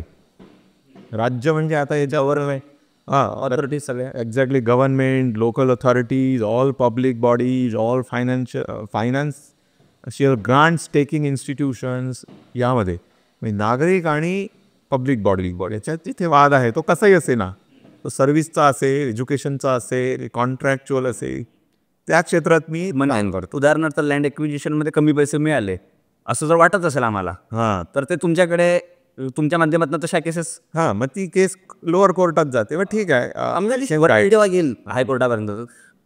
हे एक्झाम्पल बरोबर आहे माझं? एक्झाम्पल बरोबर आहे, ठीक आहे. जास्ती करेक्ट एक्झाम्पल द्यायचं झालं तर फॉर एक्झाम्पल एखादी पब्लिक अथॉरिटी, जिचा माझा क्लायंट नोकर आहे, सर्वंट, ती त्याला अनजस्ट ट्रीटमेंट देत आहे. मग अशी जसं एक्झाम्पल दिसत तुम्ही सांगितलं एक्झाम्पल दिलं प्रमोशनचं एक्झाम्पल दिलं. There could be many aspects of his service, किंवा त्याचे रिटायरल बेनिफिट्स नाही देत आहे, किंवा त्याला रॉंगली टर्मिनेट करत आहे, अशासारखे मॅटर्स ह्या त्या क्षेत्रात मी काम करतो. एस्पेशली रिट साईडला हायकोर्टामध्ये बरोबर. काम करतो. आणि कसं आहे सर अनुभव तुमचा आता, म्हणजे आज तुम्ही मागे म्हणून पाहतो, तुम्ही थोडंसं सांगितलंच, पण कसं वाटतं आता वकील म्हणून काम करताना, म्हणजे सोशल स्टेटसच्या अँगलने पण तुम्ही सांगा, इकॉनॉमिक्सच्या अँगलने पण सांगा, आणि शेवटी पीस ऑफ माइंड आहे त्याच्याने पण सांगा सर, तिन्ही अँगल. ही जर्नी तर खरंच चॅलेंजिंगच असते, म्हणजे प्रत्येक क्षेत्रावर. आता ह्या लेवलला मी फारच सॅटिस्फाईड फील करतो वकिलीमध्ये.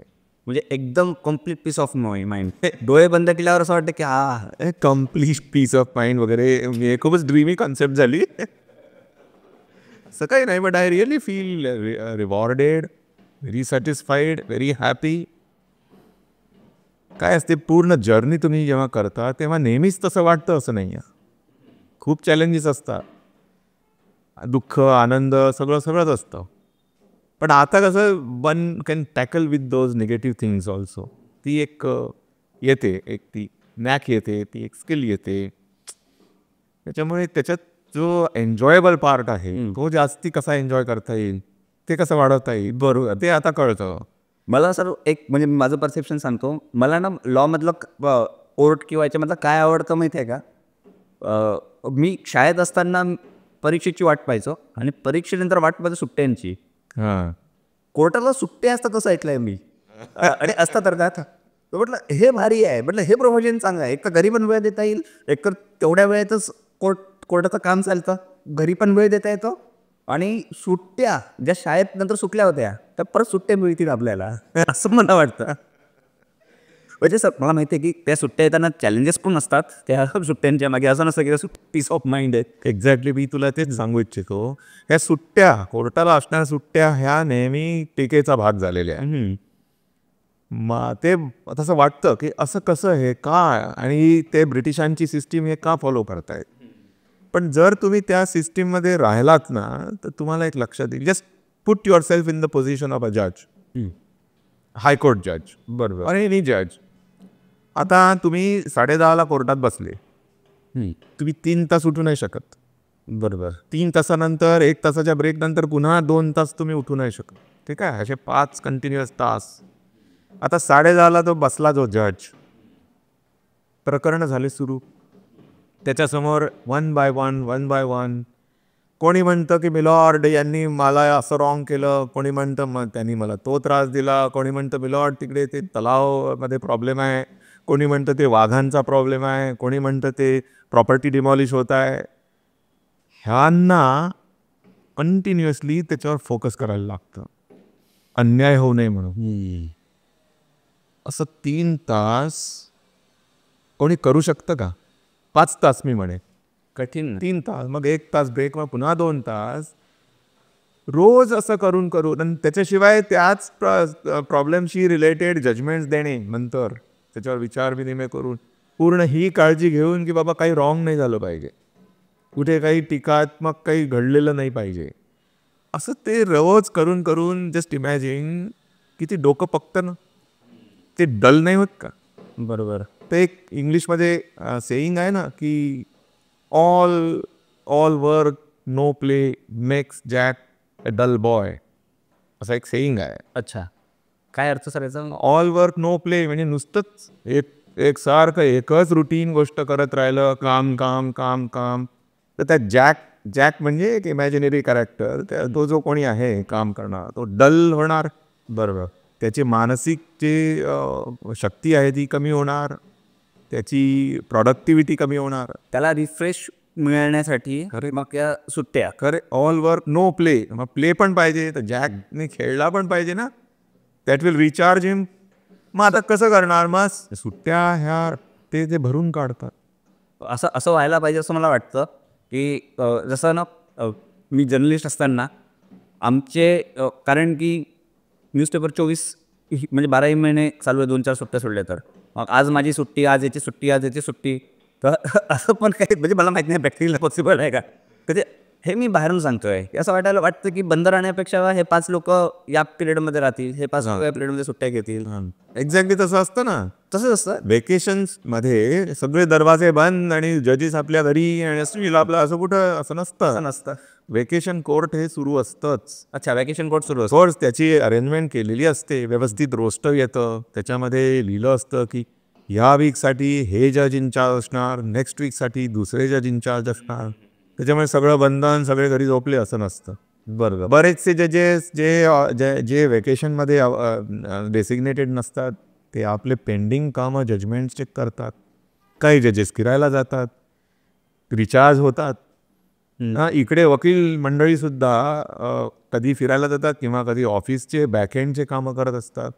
पेंडिंग कामं काढणे हे दिसत नाही ना. लोकांना काय वाटतं की सुट्टी, अरे बाबा मस्त सुट्ट्या कसे एन्जॉय करतात. आणखीन एक सांगतो, याच्यात आणखीन एक आस्पेक्ट आहे सुट्ट्यांचा. हां.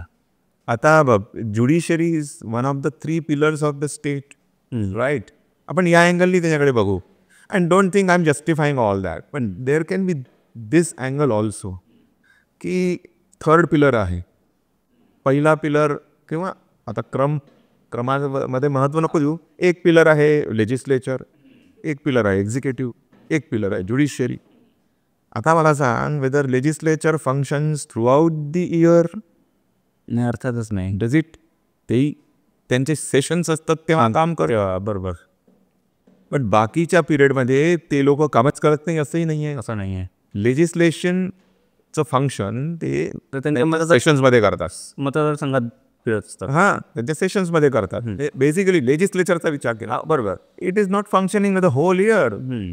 एक्झिक्युटिव्ह डज फंक्शन, बरोबर आहे, मी समजतो. एक्झिक्युटिव्ह फंक्शन करतं पूर्ण वर्ष. पण हे 3 पिलरची त्यांची काम करण्याची पद्धत आहे, स्टाईल आहे. Same way judiciary functions like this. It also function whole year, पण मधून सुट्ट्या घेते, which are necessary for getting recharge also. For त्याला एक रिफ्रेश बटन असतं ना आपल्या कम्प्युटरमध्ये. हां, तर ते रिफ्रेश बटन आहे, ती सुट्ट्या मिळालं की वापस. That's right. मला सर आणखीन एक म्हणजे हा शेवटचा प्रश्न आहे. वकिली व्यवसायात येणारे तरुण किंवा नवीन वकील हा एक, आणि सामान्य माणसं आमच्यासारखे, या दोघांशी संबंधित प्रश्न आहेत. तर पहिलं तर वकिली व्यवसाय करिअर म्हणून निवडायला पाहिजे का अशा तारखेला, आणि त्याच्यासमोरचे चॅलेंजेस काय आहेत, आणि शेवटचा कन्क्लुडिंग प्रश्न, सामान्य माणसांना तुम्ही काय आश्वासन द्याल ॲज अ सिनियर लॉयर, ही व्यवस्था कशी तुमच्यासाठी आहे? असे 2 प्रश्न आहेत. Very good. पहिला प्रश्न जो आहे ना, नवीन तरुणांनी वकिली व्यवसायात यावं का आणि काय चॅलेंजेस आहेत? बघ, असं आहे की वकिली व्यवसायात यावं का, तर याचं उत्तर मी देईन जरूर, अगदी जरूर. कारण समाजाला चांगल्या वकिलांची आवश्यकता नेहमीच असते. म्हणजे चांगलं वकील बनावं. बघ काय, कोणाच्याही जीवनात कुठलाही लिगल प्रॉब्लेम झाला तर त्याचा फर्स्ट कॉन्टॅक्ट पॉईंट कोण? वकीलच असतो. त्याच्यानंतर तो ठरवतो की बाबा कोर्टात केस न्यायची का नोटीस द्यायची का समझोता करायचा काय. चांगल्या वकिलांची नेहमीच आवश्यकता आहे. त्याच्यामुळे नक्कीच, आणि वकिली व्यवसाय हा एक अत्यंत चांगला व्यवसाय आहे, नोबल प्रोफेशन. बरोबर, असा शब्द आहे त्याच्यासाठी. अगदी. कारण की सर याच्यावर एक स्पेशल पॉडकास्ट करायचा आहे. म्हणजे मला समजून घ्यायचं आहे खूपदा की एकीकडे ॲफिडेव्हिट करणारे वकील असतात आणि एकीकडे एकेका हिअरिंगसाठी लाखो रुपये चार्ज करणारे. तर हे सगळं आपण करू सर त्याच्यावर. ठीक आहे, आपण भविष्यात बोलू, भविष्यात बोलू. पण एक जनरलाइज फक्त तुम्ही असं म्हणताय की गरज आहे, त्यामुळे तरुणांनी हा व्यवसाय स्वीकारला पाहिजे. करेक्ट. आता तू जे बोलला त्याच्यातून हे सजेस्टिव्ह आहे की ऑलरेडी वकील एवढ्या प्रमाणात आहे, एवढी बुजबूज झालेली आहे की ते ॲफिडेव्हिट वगैरे करण्यासाठी बसतात वकील, आणि तिकडे लाखो रुपये फी चार्ज करणारे वकील असतात. मग परत सर तुम्ही असं म्हणता की वकिलीत जरूर यावं. तर मी जेव्हा असं म्हणतो तेव्हा मी हे सुचवत आहे की चांगले वकील म्हणून तुम्ही नक्कीच या व्यवसायात यावं. बरोबर. हा व्यवसाय खरंच रिवॉर्डिंग आहे. चांगल्या पद्धतीने जर वकिली करायची आहे, त्यातून आनंद मिळवायचा आहे आणि समाजासाठी काहीतरी सर्व्हिस द्यायची आहे. सर्व्हिस म्हणतो मी, सेवा. बरोबर. तर कोणी म्हणाले मोठमोठे शब्द वापरतायत, पण खरोखर ती सर्व्हिसच आहे. एक भले त्याच्यासाठी वकील चार्ज करे हे, पण तो आपले स्किल वापरून त्याला असलेला प्रॉब्लेम सॉल्व्ह करतो ना, करण्याची कोशिश करतो ना, दॅट्स अ सर्व्हिस. ही चांगली न्याय पद्धतीने देता यावी याच्यासाठी नक्कीच तरुणांनी वकिलीत यावं. अगदी तर चॅलेंजेस म्हटलं, चॅलेंजेस. पहिलं मोठं चॅलेंज नवीन येणाऱ्या व्यक्तीसाठी हे आहे, जर का तो फर्स्ट जनरेशन लॉयर असेल तर आल्या आल्या त्याला इन्कम नाही, लो इन्कम आहे अत्यंत. आजकाल थोडीशी परिस्थिती बदलते असं दिसत आहे, पण तरीसुद्धा ती जी तो जो इन्क्युबेशन पिरियड आहे, स्वतःला सिद्ध करण्याचा, स्वतःला सिद्ध करण्याचा, एस्टॅब्लिश होण्याचा आणि एक रेग्युलर इन्कम सुरू करण्याचा जो पिरियड आहे ना, तो आहेच. Initial period minimum say it start from minimum 3 years up to 7 years, depending upon तुम्ही कुठे प्रॅक्टिस करता. तुम्ही लोअर कोर्टात सुरू करत असाल तर तुमचा तो इन्क्युबेशन पिरियड किंवा तो gestation period, incubation period, whatever we call it, establishment period हा थोडासा कमी आहे. 3 वर्ष मध्ये तो सेटल होतो असं म्हणतात. आणि हायकोर्टात सुरू करायची असेल डायरेक्ट प्रॅक्टिस तर it takes 5 years 7 years to settle down. बरोबर. Settle in the practice. तर वकील होण्याआधी याची जाणीव असायला पाहिजे. वकील होण्याची आता म्हणजे प्रॅक्टिस सुरू करण्याची काहीतरी सपोर्ट एक असायला पाहिजे. त्यात काय माहिती आहे का, ह्या वकिली व्यवसायाचं मुळात कसं आहे, इंटरेस्टिंग आहे ही गोष्ट. वकिली व्यवसाय हा फार जुन्या जमान्यात ते लोक करायचे जे मुळात गर्भश्रीमंत होते. बरोबर. जे ॲरिस्टोक्रॅट फॅमिलीत बिलॉंग करायचे. अगदी. पण त्यांना पैशाची काही कमीच नव्हती, पण ते एक दुसऱ्यांना मदत करण्यासाठी कायद्याचं ट्रेनिंग घेऊन कोर्टात जाऊन केसेस लढवून त्यांची मदत करायचे. पैशाची गरज नसायची. म्हणून इंटरेस्टिंग दुसरी एक गोष्ट सांगतो, वकिलाच्या अंगावर जो गाऊन असतो ना, तुम्ही बघितलं असेल कोर्टात आलो. हो, एक गाऊन असतो तो. गाऊनच्या मागे एक पट्टी लोंबत असते. हो, बरोबर. पट्टी काय माहिती आहे का, ती सिम्बॉल आहे एका पॉकेटची. खिसा होता त्यावेळी. अच्छा. बॅरिस्टरच्या गाऊनना एक खिसा असायचा. त्याची केस कंप्लीट करून जेव्हा बॅरिस्टर किंवा वकील बाहेर यायचा तेव्हा त्या क्लायंटला योग्य वाटेल तेवढी रक्कम त्याच्या कुवतीनुसार तो त्याच्यात टाकायचा. अच्छा. फी म्हणून. अरे वा. तर सांगायचा मुद्दा हा आहे की तो मुळावर पोट भरण्याचं माध्यम नव्हतं वकील. एक्झॅक्टली. मुळात तो व्यवसाय तसा नव्हता. आणि माझं व्यक्तिगत मत असं आहे की तो नेहमीच तसाच राहावं असंही मी जाणत नाही. बरोबर. अगदी. वकिली एक व्यवसाय म्हणजे पैसे आपला चरितार्थ चालवण्याचा व्यवसाय म्हणून स्वीकारायला पण काही रॉंग नाही आहे. पण first thing should be service to people. बरोबर. Then you charge in return. म्हणजे त्याच्यात इट्स नॉट अ बिझनेस. म्हणजे you are not here for profit making. बरोबर. Certainly you can make it a means of livelihood. Nothing wrong in it. Times have changed now. आपण फार पुढे आलो आहे त्या काळापासून. हो, अगदी. आज आपण 21व्या शतकात आहोत. Why not. नाही, निश्चितच. आणि जगण्यासाठी सर करिअर म्हणजे सगळ्यात पहिले तर तेच पोटवर जाय का. त्यानंतर म्हणजे बरेच आपण करू सर याच्यावर डिस्कस, की मग एवढा वेळ लागतो तर लग्न वगैरे कसे होतात वगैरे असे प्रश्न आहेत बरेच, पण ते आजचं सगळे डिस्कस करू आपण. वकिलांना मुलगी मिळतात का बघते. हो सर, बस शेवटचा प्रश्न की सामान्य लोकांना काय आश्वासन द्याल सर, जे काही बघतायत सामान्य लोक, की आम्ही यायला पाहिजे का कोर्टामध्ये, वकिलांकडे न्याय मिळेल का, आणि आमची भीती कशी जाईल, किंवा तुम्ही काय सामान्य माणूस म्हणून, माझी आई माझे बाबा बघतायत, त्यांना काय संदेश द्याल? हो, सामान्य माणसाला मी नक्की सांगेन की विश्वास ठेवा. तुमच्या न्यायव्यवस्थेवर विश्वास ठेवा. सगळंच काही तसं नाही आहे जे तुम्ही निगेटिव्हली ऐकता पाहता. खूप चांगल्या गोष्टी आहेत इथे. तुम्ही पहिली गोष्ट मी हे सांगेन की तुम्ही मुळात वागा असे की कोर्ट केस तयार नाही झाली पाहिजे. तो तुमचा न्याय आहे. तुम्ही तुमच्या लेवलवर करता. फॉर एक्झाम्पल तुमच्या रिलेशनशिप म्हणजे क्लोज रिलेशनमध्ये जर कोणी एखाद्या प्रॉपर्टीचे हकदार असतील तर त्यांना तेवढा हिस्सा द्या. तो तुम्ही डावलाल तर तुम्ही अन्याय करताय त्याच्यावर. बरोबर. म्हणजे तुमचं वागणं सुद्धा न्यायपूर्वक असावं. एक्झॅक्टली. इथून सुरुवात करा. As far as possible avoid court, हे मी म्हणेन पहिली गोष्ट. त्याचं कारणही आहे. म्हणजे जसं मी म्हटलं कोर्टात जरूर या, पण नका येऊ हेही मी पाहिजे. As far as possible first thing they should attempt is to avoid court. त्याचं कारण हे आहे की सिस्टीममध्ये आता अत्यंत वेळखाऊ झालेली आहे ही सिस्टीम, डिले झालेला आहे. दुसरं म्हणजे तुम्ही जे मनात धरून याल की मला असंच जजमेंट मिळेल तसंच होईल याची गॅरंटी नाही आहे. कारण की न्यायाधीश तो त्या फॅक्ट्सला उपलब्ध असलेल्या कायद्याचा कस लावून एक निर्णय देणार. तो तुम्हाला आवडेल नाही आवडेल तो वेगळा भाग आहे. तर तुम्हाला नाही आवडला तर तुम्ही मग न्यायव्यवस्थेबद्दल अद्दा बोलाल. तसं करण्यापेक्षा पहिली गोष्ट ही करा की तुमच्या लेवलवरच तुम्ही हे बघा की कोर्टाची पायरी चढावी लागू नये. जे तुम्ही म्हटलं ना बघा, बरोबर ते खरंच आहे. कोर्टाची पायरी चढावी लागू नये यासाठी तुम्ही न्यायपूर्ण वागा. हां, न्यायपूर्ण स्वतः वागा. स्वतः आणि हां, कधी कधी अशी परिस्थिती येते की तुमच्या समोरचा तसं वागत नाही, तुम्हाला जाणं भाग पडतं, तेव्हा जरूर जा. तेव्हा मी म्हणेन जरूर जा. अत्यंत as a matter of last resort go to court. बरोबर. आणि जर तुम्ही कोर्टात जात आहे तर मग काही बाबींची तयारी ठेवा. पहिली म्हणजे भयंकर धीर ठेवा. भयंकर शब्द चुकीचा आहे, प्रचंड धीर ठेवा. अत्यंत धीर ठेवा. वेळ लागणार आहे, तुमची ती तयारी पाहिजे. अनेक चक्रा होणार आहेत.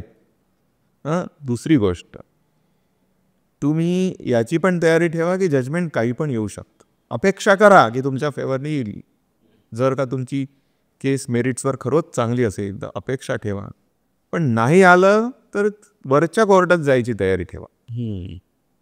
तिसरी गोष्ट, पैसे पण लागतात. भरपूर पैसे लागतील.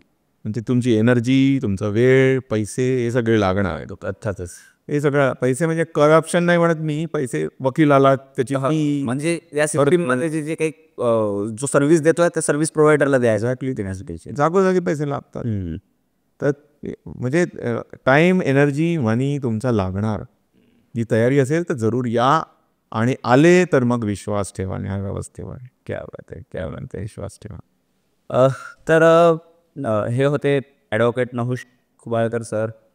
लवकरच आपल्याला बरेच प्रश्न होते, आणखीन खूप सारे प्रश्न आहेत. म्हणजे मला वाटत नाही की एक पॉडकास्ट पुरेसा ठरेल. त्यानंतर काय टेक्निकल टर्म्स पण जाणून घ्यायचे होते सर. तुम्ही प्रॉसिक्युटर हा शब्द वापरला, ते कोण असतात, काय असतात, क्रिमिनल, म्हणजे ते जे तुमचे काही शब्द होते ते पण मी आणले होते की ते जाणून घेऊ.